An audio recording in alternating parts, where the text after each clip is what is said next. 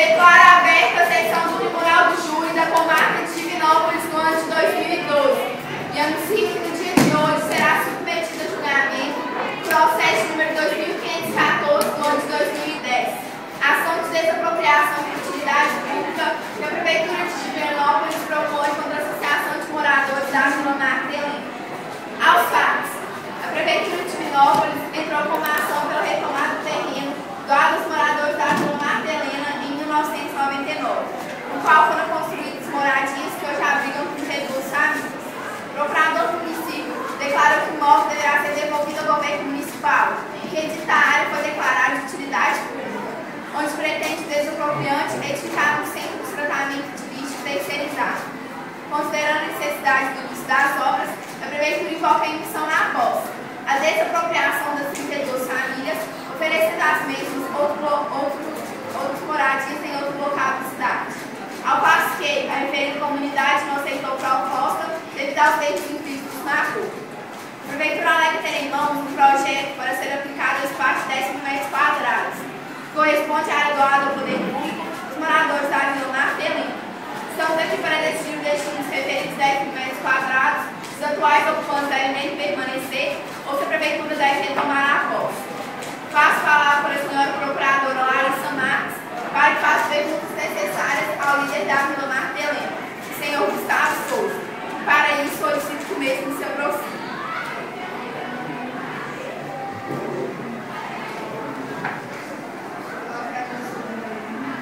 Senhor, jura falar a verdade, somente verdade, nada além da verdade? Eu juro. Senhor Gustavo, há quanto tempo vocês residem naquele local? Há mais de 10 anos, minha senhora. E por que não aceitam a oferta da Prefeitura de se mudarem para outro local? Veja o meu ponto. Cresci como embaixo de marquises, em bancos de praças. Até que em 1999, a fundação da Prefeitura, consegui para mim e para minha família não só uma casa, um lar, uma vida, uma história. Eu vivi lá durante 13 anos. Nosso trabalho está aqui, nossa vida está aqui. E agora chegam e simplesmente querem nos arrastar para um subúrbio, na periferia da cidade. Eu não terei condição nenhuma de exceção na vida. Lá é afastado de tudo. Não vou conseguir me sustentar. Me oferece migalhas em troca de destruir minha vida. Me tratam como lixo e ainda querem que eu agradeça. Vocês não podem chegar e simplesmente destruir a minha vida e da minha comunidade, alegando que está pensando em bem a cidade. Não se esqueçam, doutor. Nós somos a cidade. Nós somos cidadãos. Nós temos os nossos direitos. E eu te pergunto, isso é justo? Que tipo de justiça estamos discutindo aqui? Peço para que o senhor se contenha e mantenha sentado. Os senhores estão cientes de que o centro de tratamento de lixo que se pretende implantar nesta área beneficiará a cidade como um todo, diminuindo tanto a poluição visual quanto ambiental? Sim, estamos. Mas esse centro não beneficiará diretamente.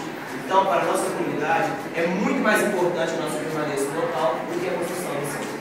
E quando os senhores tiveram a sua saúde deteriorada pelas más condições às quais foram submetidos durante todos esses anos? Veja, doutor, essa foi uma condição consolidada. Logo, a nossa única saída foi adaptar as condições que o local oferecia. Aprendemos a lidar com isso. Fomos apegamos muito ao local e hoje não conseguimos ver esse mundo. E por que se apegaram a um local que não lhes oferece nenhuma ascensão na vida? Nós tiramos o nosso pão de cada dia de lá. Querendo ou não, deixamos a vida. Além de ter se tornado o lugar no qual nós modificamos muito. Se minha neta nasceu naquele local, nós construímos uma história. Aquele local pode ser simples, mas ele é nosso. A gente construiu esse jeito. Não dá para simplesmente deixar as coisas para trás. Creio que já seja suficiente mesmo. Peço para que o senhor Gustavo retorne seu assunto.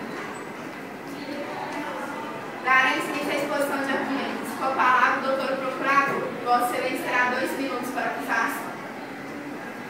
Como é desconhecido de todos, Letícia, a terra em questão não está legalizada para a habitação de tais moradores. Ela pertence à Prefeitura e a mesma tem direito sobre ela. No período de ocupação, a Prefeitura não impediu o alojamento dos moradores, já que a terra se encontrava praticamente em desuso, tendo como única utilidade depósito de lixo. Mas vale ressaltar que depois de todos esses anos, a Prefeitura continua sendo proprietária legal do terreno, tendo a prerrogativa de decidir o que fará com ele. E além do mais, segundo a Lei 3.365, artigo 2º, é estabelecido que, mediante declaração de utilidade pública, todos os bens poderão ser desapropriados pela União, pelos Estados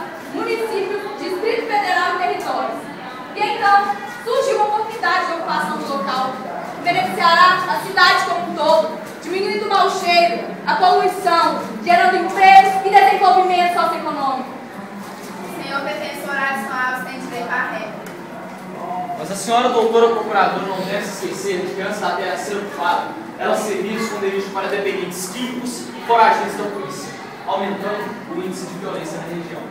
Ao tomar posse do referido território, a comunidade já promoveu certo desenvolvimento no local, mas um cuidado que ele nunca foi tomado foi acerca do depósito de lixo. Durante todos esses anos, a prefeitura jamais se preocupou com a saúde dos moradores e a consequente melhora na qualidade de vida. É de se espantar com o interesse nesse momento, visto que há especulações que haveriam descido verbas para a construção de tal centro de tratamento. A ocupação não foi feita de forma regular, mas vale ressaltar que a prefeitura tinha sim conhecimento dessa e de fato doou as terras. E segundo a Lei 3.375, artigo 5º, parágrafo 3º, ao imóvel desapropriado para implantação de parcelamento popular destinado às classes de menor renda, não se dará utilização e nem haverá repossessão. Sendo assim, impossibilitada a retomada deste para outros Protesto! Relevante. Fato que é de se espantar é como o senhor defensor cogita a possibilidade de fraude na instalação da empresa. Gostaria de questioná-lo. Com quais evidências o senhor faz tal afirmação? Senhor defensor, peço se pronuncie em relação à questão levantada. Certamente, Meditíssimo. Se não houvesse nenhum interesse por parte da prefeitura, seria mais econômico, viável, menos poluente se realizaria a curto prazo a construção de um aterro sanitário. Dessa forma, o problema seria resolvido. Mas não. Há 13 anos a prefeitura alimentou a promessa da construção de um hospital público no bairro Presidente JK. E como se sabe, bem, a gestão terminou. E até hoje não temos notícia de quando se efetivará a construção do mesmo. Do mesmo modo que a prefeitura não manteve sua palavra com a construção do hospital público, não temos a garantia que dessa vez será diferente. Além disso, a terceirização para a construção de um centro de tratamento traria lucros com o desvio de verbas. E a prefeitura, esta, teria uma preocupação a menos. Protesto! Procedente. Mas não podemos olhar apenas pelo lado econômico, senhor defensor. O interesse da prefeitura na implantação de um centro de tratamento de lixo são os benefícios que esse trará para a cidade. Há todo um lado social por trás disso. Já que a prefeitura tem como um de seus papéis cuidar dos seus cidadãos, de todos eles. O terreno deve exercer seu papel social e não podemos ser hipócritas e utilizá-lo para o bem de poucos. Além do mais, neste haverá N soluções para o lixo, como reciclagem, compostagem e incineração. Não se pode jogar todo tipo de lixo num aterro sanitário. Sua implementação é muito cara. Meritíssimo, peço direito à regra. É concedida. A respeito de que benefícios a senhora procuradora está se referindo, a eliminação de gases tóxicos na atmosfera já causados com a incineração, ou a poluição dos lençóis freáticos causados pelo chão. Vocês pensaram nisso? Eu lhes pergunto, até que ponto a prefeitura está se preocupando com o meio ambiente? Protesto! Protesto relevante. Não se tratam apenas de melhorias ambientais, apesar delas existirem sim, como a geração de energia através da compostagem ou o reaproveitamento de lixo através da reciclagem. Mas como foi dito anteriormente, o centro gerará novos empregos, quem sabe até para os membros da comunidade. O que estamos buscando é o melhor para a cidade, é melhorar a qualidade de vida de uma população em geral. Protesto. Protesto procedente. Desalojar 200 pessoas não se justifica empregando outros 500. Com a tecnologia de ponto utilizada nessa área, é de se duvidar muito que gerará tantos empregos assim. Além do mais, os senhores pretendem abrigá-los num local afastado, próximo ao centro industrial. O deslocamento que seria realizado não condiz com a realidade financeira dos moradores em questão. Já que os senhores pensam tanto em melhorias para a cidade, deveriam começar a se preocupar com os menos favorecidos. Protesto! Indeferido. Após a exposição de todos os argumentos das partes, creio que o júri popular já está apto a escolher sua posição. Assim sendo, daremos início ao processo de votação. Lembrando que o Estatuto da Cidade disciplina a política do planejamento urbano, definindo responsabilidades do poder público ao direito de moradia, mas também com vista à função social da cidade. Para isso, é certo que sempre haverá um conflito de interesse entre direitos individuais e coletivos, particulares ou privados. Mas a propriedade tem que sair da seara de grupos de indivíduos para o plano da coletividade em geral. Passa a ler as possíveis soluções serem tomadas perante o impasse pelo júri.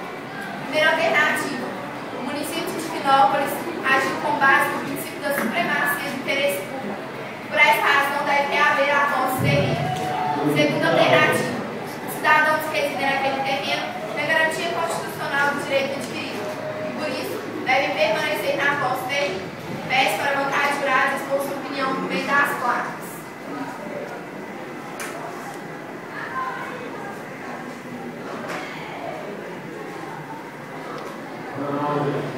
Isso posto por força de deliberação proferida pelo Conselho de Sentença, que julgou improcedente a ação de desapropriação movida pelo município de Divinópolis contra a Vila Martelino, tendo como consequência a permanência das famílias residentes no local com direito adquirido de proprietários legais de seu imóvel. Agora possuindo a prerrogativa de seus terrenos, podendo passá-los para seus descendentes de forma regulamentada conforme a Constituição. Foi decidido então que a Prefeitura perdeu todos os direitos que possuía sobre o referido terreno e assim não poderá disponibilizá-lo para outros empreendimentos. Se formos pensar na valorização da vida em primeiro lugar, nos damos o direito de fazer algumas perguntas. Por que país atrai fábricas multinacionais por oferecerem frágil fiscalização ambiental e trabalhista e serve isso mais como estratégia ao invés de expressão de ignorância empresarial? Porque o processo de reciclagem de produtos é um processo trabalhoso, demanda de criatividade e empenho de pessoas pobres e serve mais como ação social do que empresarial? Por que conseguimos manter em órbita uma estação espacial enquanto sequer conseguimos cuidar de nossos lixões, invadidos por seres humanos, desprovidos de qualquer proteção social? As respostas são complexas e se resumem a um velho e conhecido termo, o interesse econômico. Ou seja, quem está ganhando quer continuar ganhando, independente da consequência de suas ações. O progresso e a qualidade de vida da população se completam, então o correto é que haja um equilíbrio entre eles. O número de migrantes rurais que dirigiram para a cidade foi sempre muito expressivo. Aliás, bem maior que aquele que as cidades poderiam sofrer adequadamente. Entre a década de 50 e 90, passada a população brasileira por 20 cidades passou de 36% para 75%, sendo ainda que no ano de 1991, 9 regiões metropolitanas já tinham mais de 1 milhão de habitantes cada. A consequência mostrou-se de imediato, o inchaço urbano. Em decorrência da diversificação das atividades econômicas e do crescimento demográfico, a evolução e o crescimento das cidades orientaram-se e continuam se orientando pelas regras do jogo capitalista, com alicerce na propriedade privada, regidas por um modelo humano lógico de mercado. É notável a segregação espacial. Os arredores das cidades são tomados por população de baixa renda, e em destaque nas regiões observa-se a insuficiência ou até mesmo a inexistência de serviços públicos básicos. De forma clandestina, o processo de loteamento para essas classes devem áreas insalubres, mutáveis, acarretando custos sociais para os moradores. Aglomerações de habitações construídas precariamente, geralmente terrenos pertencentes ao poder público. São evidentes os desequilíbrios gerados por essa rápida expansão e pela falta de legislação municipal que fale sobre o uso e ocupação do solo urbano e urbanizado. Desintegração social, desemprego, perda de identidade cultural, de produtividade socioeconômica, além, é claro, dos problemas ambientais, como poluição e destruição dos recursos naturais, marcam muitas cidades. Em cidades industrializadas, ainda há outros problemas, como trânsito, enchentes, favelização e carência de saneamento básico. Nosso trabalho foi a representação de uma situação corriqueira das cidades, onde mostramos ficticiamente a disputa de interesses econômicos e o conflito social entre partes envolvidas. Faz-se necessária uma mudança nas leis de ocupação do solo urbano, para a elaboração de novo plano diretor, a fim de que deixe de beneficiar apenas uma elite especuladora, o que acarretará mudanças positivas